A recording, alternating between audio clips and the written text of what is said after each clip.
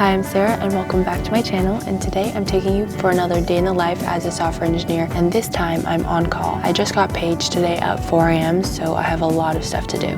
Let's get started.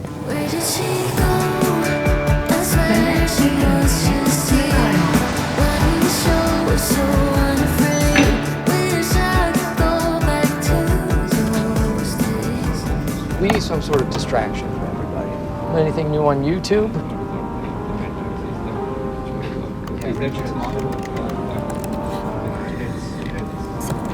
Alright, I'm in the office and I just started my on-call shift yesterday. Unfortunately, I already got paged 8 times within this one day, so I have a lot of stuff to do. First off, I have my stand-up where I need to give my team updates about these tickets, make sure that there's a root cause and there's action items for the next steps on how to fix it. And then I also have my one-on-one meeting with my manager because I still need to give him project updates and make sure everything is on track for deadlines. I think I have my stand-up soon. Let's go to it.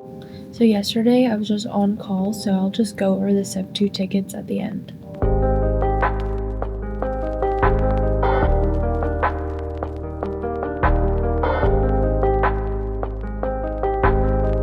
I'm back at the Amazon rainforest and it's another rainy day in Vancouver. Days like this weirdly make me feel productive. I actually love working when it's raining. So grab a tea and join me for this super cozy vlog. I'll dive into what it's like being on call and also my thoughts on the layoffs and the role AI has to play. Okay, so I'm just taking some notes on the on-call tickets that I got. I have to write an on-call report at the end of every shift. This is because at the end of every on-call shift, you usually have to come to the team and have a meeting with them and share your findings in this report. I want to update the ticket with the root cause, the action items I took, and any key findings so I can share with the team. All right, so I'm just going to continue taking some notes and investigating some of these tickets.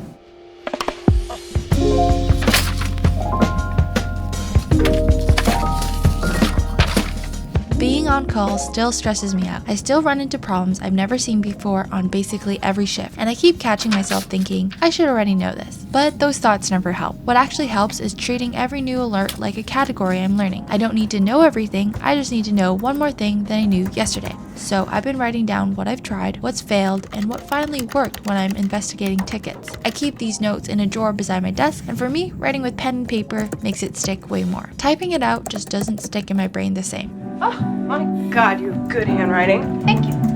Did not get that from me. Your fabulous flair, you got from me.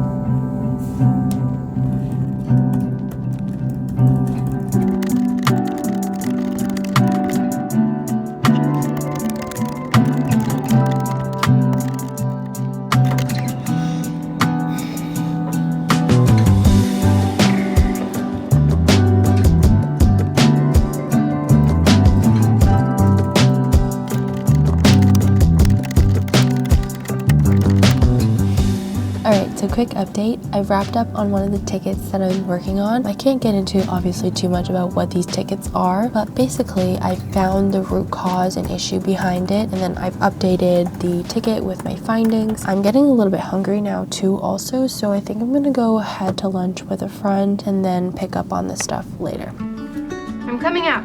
Out of what? Out to society.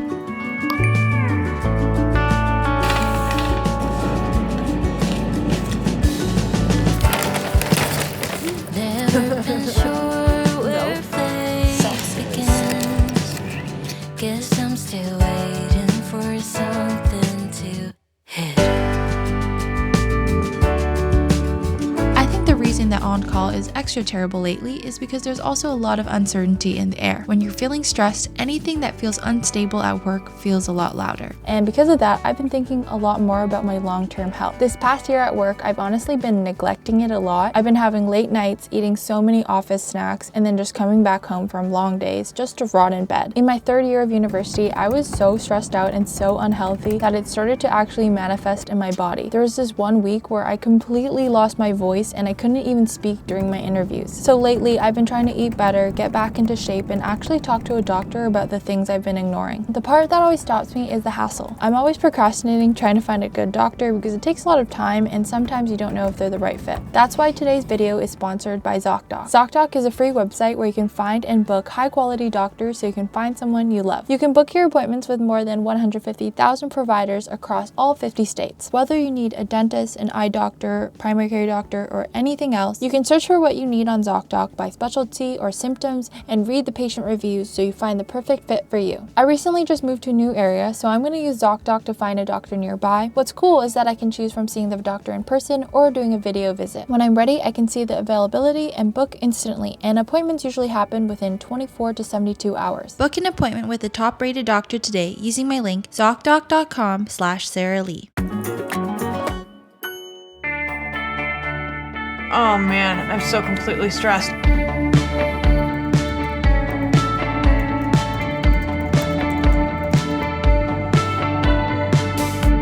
been racing against the clock. Now all I do is chase the sun. I tell myself that I'm growing up, but shit never gets done. My cousin is actually about to start university. They had always wanted to major in STEM, but not anymore because the job prospects feel a lot scarier with AI. And I get it. I totally understand the fear. I think if I was starting now, I would reconsider my own degree. There's a lot of uncertainty, and who knows how these tech companies will respond. But I also don't think the conclusion is to avoid STEM. I think we should learn the tools and then build the parts AI can't reliably do yet. I think the gap between people who understand how to use these AI tools and the people who reject them and don't want to use it will become very large over the next few years. And this will be the deciding factor between hiring someone and not. It is how well they use AI. I know the market is scary and the future is scary too. The one thing we can control is how we choose to highlight our own skills and stand out. And I'm having my one-on-one meeting with my manager right now, so let's go. Hi, how are you?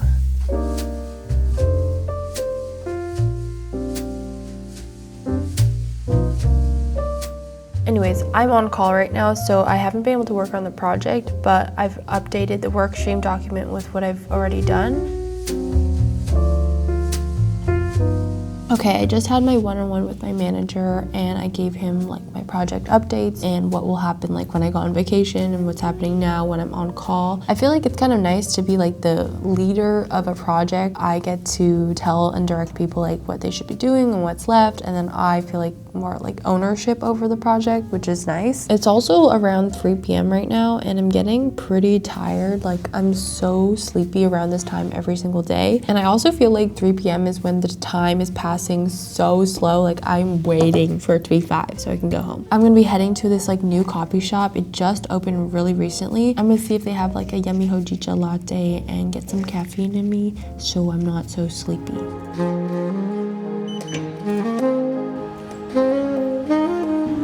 What are you doing? I need coffee. It's 5 in the morning. Make coffee at your own house. I did. I drank it all.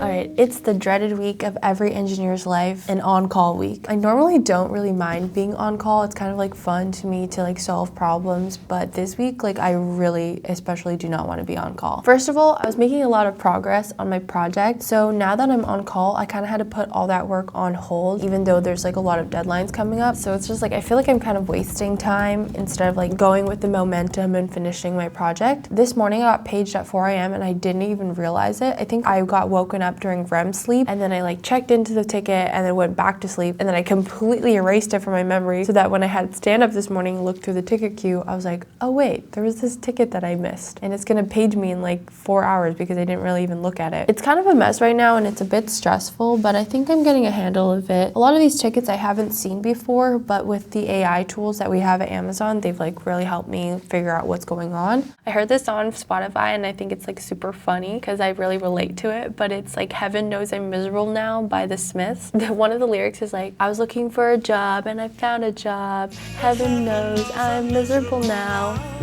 Anyways, just pretty hilarious. You know what's really embarrassing when you're on call is when your pager goes off in public, and that's why when I'm on call I try not to go out because I don't want that to happen to me. But yesterday I was hanging out with one of my friends, and first of all, super annoying, I had to carry my laptop around with me, but then we were just talking and getting to like a really good flow state. My pager goes off and they're like, what is that? And then I had to like whip out my laptop and be like, hold your thought, let me just check in, make sure like no services are down. Sometimes also when I'm in the office, I'll hear other people's pagers go off, and when it does, like my cortisol literally spikes and I'm just like, oh my god, like thank god that's not me. All right, I probably should get back to work because my manager is like messaging me like, did you update the ticket yet? And so I need to do that investigation.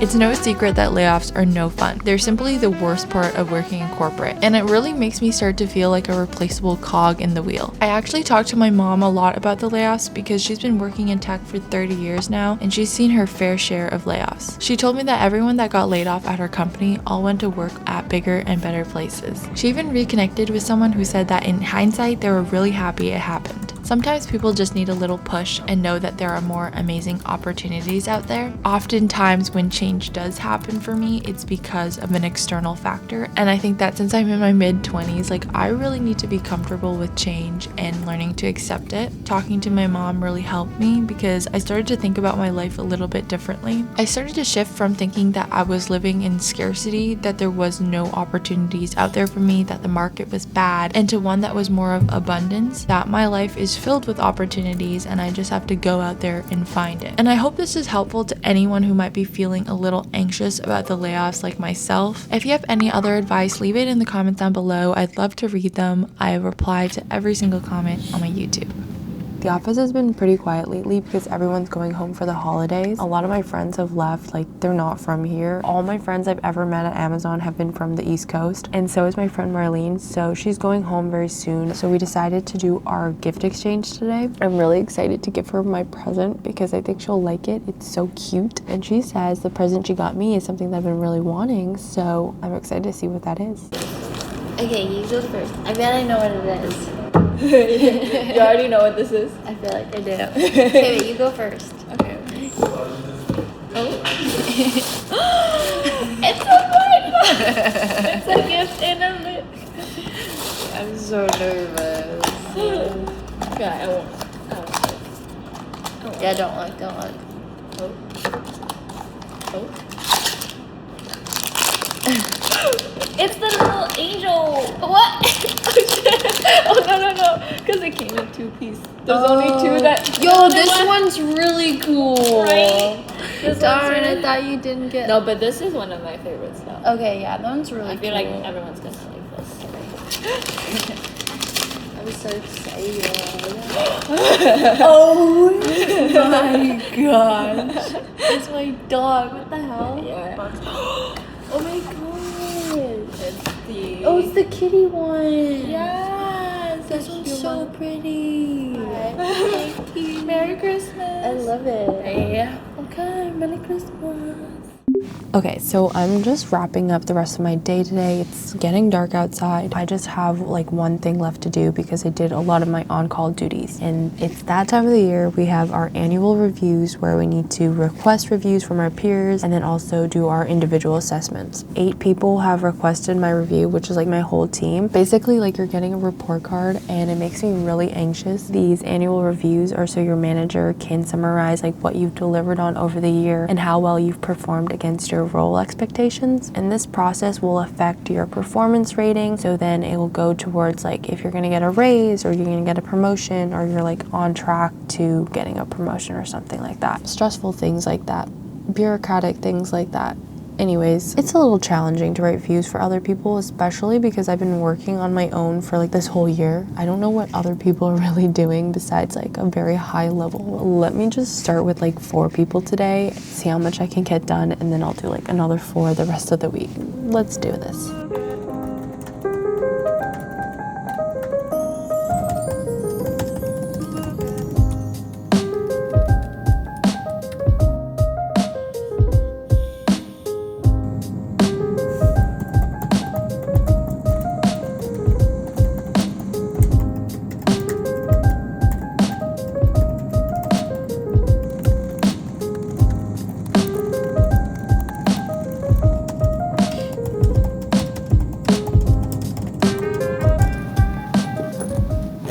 say we call it a night and get some beauty sleep? Okay, I'm going now. Alright, it's getting dark outside. I've done most of my peer reviews and I've looked through all the tickets in the ticket queue today, so I'm really happy about that. I didn't get paged throughout the day, which is really nice, and hopefully I don't get paged during the week, but I'm gonna head home now, get a really good dinner. I don't know, I kind of want like Asian food right now, so let's go. 鏡の前ピタッと並ばされてこれが永遠だって勝手に決められて柔らかい声出せるけれど返事は求